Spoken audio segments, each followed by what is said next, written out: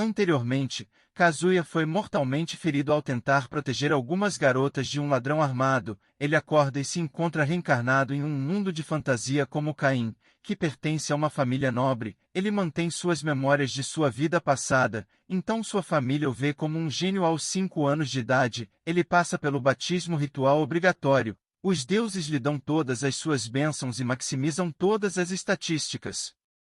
Quando sua família vê isso, eles o avisam para manter suas bênçãos em segredo a todo custo, mas ele tem o objetivo de se tornar um aventureiro e ter muitas experiências. A história continua com Caim fazendo uma exploração de masmorra quando ele se depara com um dragão de alto nível e a criatura ataca, mas ele se esquiva e termina rapidamente a luta com um golpe. Ele cai junto com o dragão e o cutuca com sua lâmina para ter certeza de que foi derrotado. O nobre não acredita que ele o derrotou com tanta facilidade, pois parecia difícil pela aparência.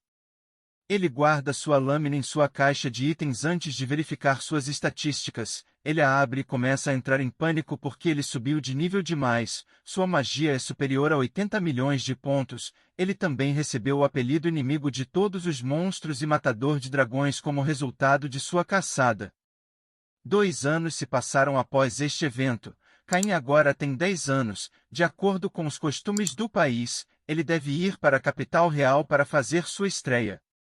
Um evento obrigatório que todos os filhos de nobres devem passar. Ele se dirige para lá como uma família e sua irmã. Ela o segura quando ela pensa em morar com seu irmão na capital no futuro. Ela sugere que ele apenas faça os exames de admissão e comece a frequentar a escola. Seu pai informa que a frequência escolar começa aos 12 anos, então ele tem mais 2 anos. Caim pergunta à sua irmã mais velha se ela está animada para começar, já que ela tem idade. Ela informa com confiança que ficará em primeiro lugar no exame da escola, ele só pode apoiá-la. A conversa muda de assunto quando Caim pergunta a seu pai quanto tempo sua jornada até a capital real levará. 1 semana ele responde, mas isso com a suposição de que nenhum monstro os atrapalhe. Caim se aconselha a ficar em alerta máximo para qualquer ataque, para que ele possa ajudar os guardas. Se necessário, ele usa sua habilidade de busca para escanear a área em busca de qualquer ameaça em potencial. Ele rapidamente informa a seu pai que há uma batalha acontecendo 3 quilômetros à frente. O pai de Caim fica surpreso que ele possa ler tão longe adiante. Ele dá mais detalhes, que são algumas dezenas de monstros que cercam 10 pessoas. Seu pai informa seus homens para aumentar o ritmo. Ele também enviará 2 guardas à frente para ajudar. Caim observa que, a julgar pela velocidade que a batalha está acontecendo, eles não chegarão a tempo. Ele decide seguir em frente e pula fora da carruagem em movimento para o horror de seus pais. Ele usa magia de vento para suavizar sua aterrissagem antes de ativar um feitiço de impulso que lhe permite cobrir a distância em um tempo ridiculamente curto. Mesmo os guardas não percebem que é ele. Enquanto isso, no campo de batalha, os humanos estão com um sério problema, já que muitos soldados estavam feridos, ou pior, um dos últimos homens se mantém determinado a proteger uma carruagem, apesar de estar cercado por monstros devoradores de homens. Conforme a criatura se aproxima da carruagem, Caim aparece e começa a trabalhar imediatamente e tira a ameaça mais próxima da carga preciosa. Ele então corre pelo campo de batalha derrotando os monstros com golpes consecutivos. Alguns conseguem se aproximar da carruagem. Caim hesita em usar magia porque os cavaleiros serão pegos no fogo cruzado, então ele invoca sua espada e despacha rapidamente. O orc general que liderava também é derrotado com sua espada de fogo. Com a ameaça evitada, ele segue até o soldado para verificar se eles estão bem, mas o soldado o avisa para ficar longe da carruagem. Caim percebe que ele falhou em se apresentar e o faz então. Eles relaxam um pouco quando ouvem que ele é filho do Marquês Gar. Isso é confirmado quando os outros soldados finalmente chegam e ficam surpresos ao ver que Caim derrotou todas as feras.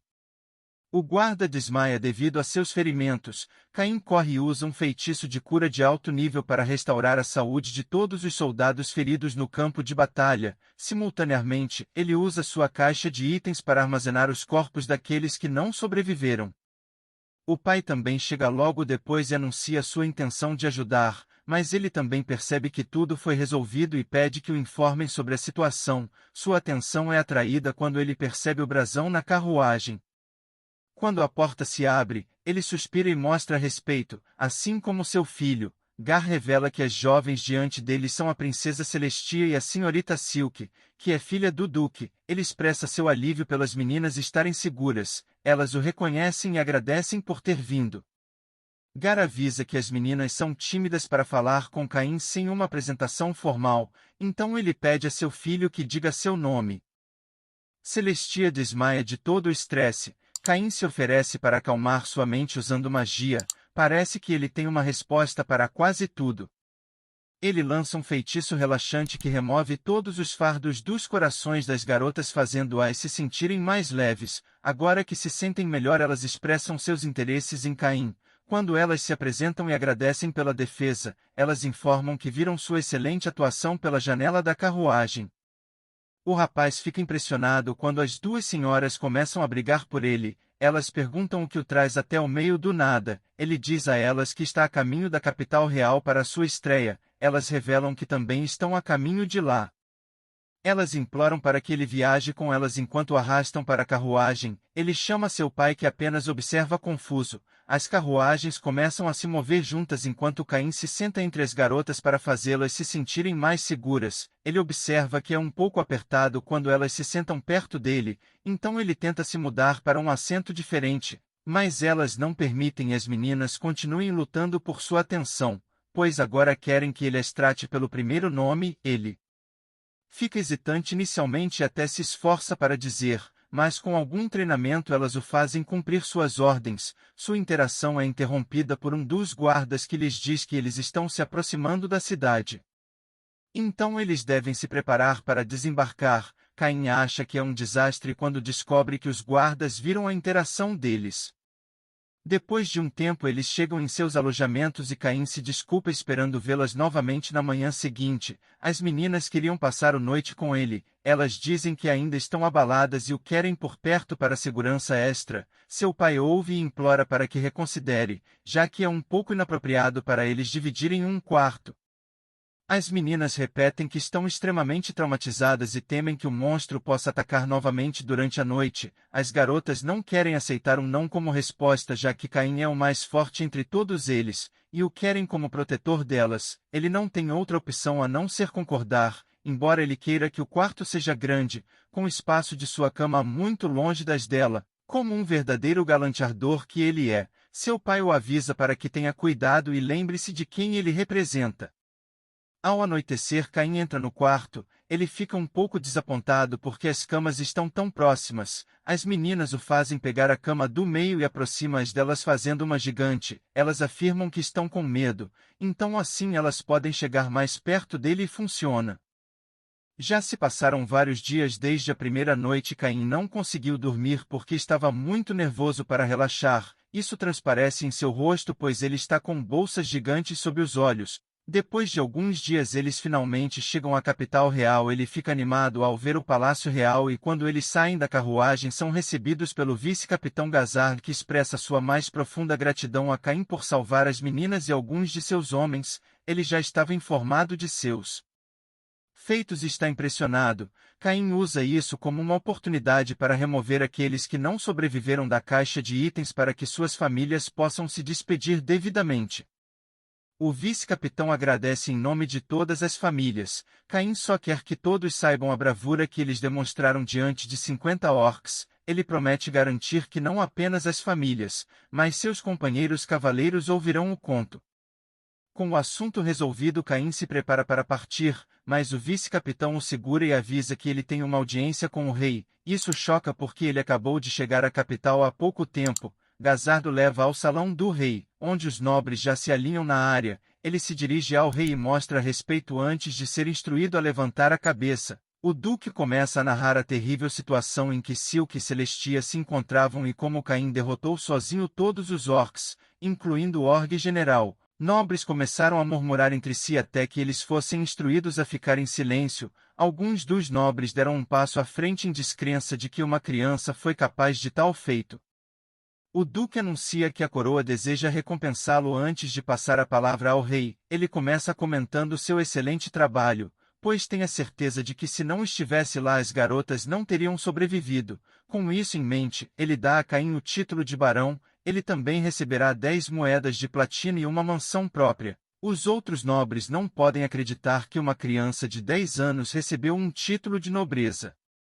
Um nobre chamado Corgino fala pela multidão. Eles protestam contra a decisão do rei Caim, sente o mesmo pensando que é muito jovem para tal título, mas o rei pergunta a Corgino se ele poderia realizar tal façanha e quando ele não é capaz de responder, o rei diz a ele para recuar de volta à posição. O rei então se vira para Caim para ouvir sua resposta. Ele sabe que não pode rejeitar o título, então ele o aceita com gratidão. O rei fica feliz em ouvir isso e conclui a audiência. Ele ordena que Caim volte aos bastidores para uma discussão mais privada. Ele é escoltado para uma sala com seu pai, que fica surpreso por seu filho ter recebido um título de nobreza. Apesar de ser o terceiro filho, ele é o primeiro a ser promovido. Eles se levantam quando o rei entra, pois não é uma audiência formal. Ele os instrui a se sentarem. O monarca agradece a Caim mais uma vez, se curvando para mostrar sua gratidão. O pai e o filho ficam em choque. O pai de Silque também mostra sua gratidão, mas Caim implora para que eles levante a cabeça. O rei sente que precisa expressar sua gratidão como pai também. O pai e o filho sentam-se enquanto o rei começa a discutir seu futuro. Caim se destaca tanto na magia quanto na espada e ele tem as proteções dos deuses. Ele é o equivalente a uma bomba nuclear em nossos tempos. Como tal, não há como o reino deixar um talento como esse por conta própria. É por isso que ele o tornou um barão. Significa que ele receberá o pagamento de acordo com os regulamentos oficiais, já que ele deve manter sua mansão. O rei diz a ele para falar com seu pai se ele tiver alguma dúvida sobre nobreza.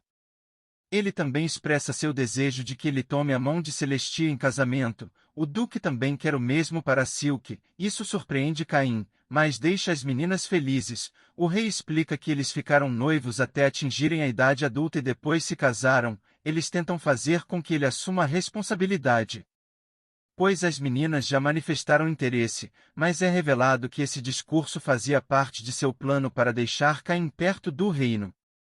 O pobre rapaz olha para o pai em busca de sua opinião, mas ele apenas vira o rosto, o que não o ajuda. Os trabalhos de pressão real funcionam porque ele concorda em se casar. Mais tarde em casa, sua família está feliz com o casamento, mas chocada com suas travessuras no caminho para a capital, então ele pede desculpas, o que encerra o episódio. Se você perdeu a parte 2 deste vídeo, assista clicando aqui do lado esquerdo. Gostou deste vídeo e ainda não é inscrito? Inscreva-se para ver mais resumos de anime.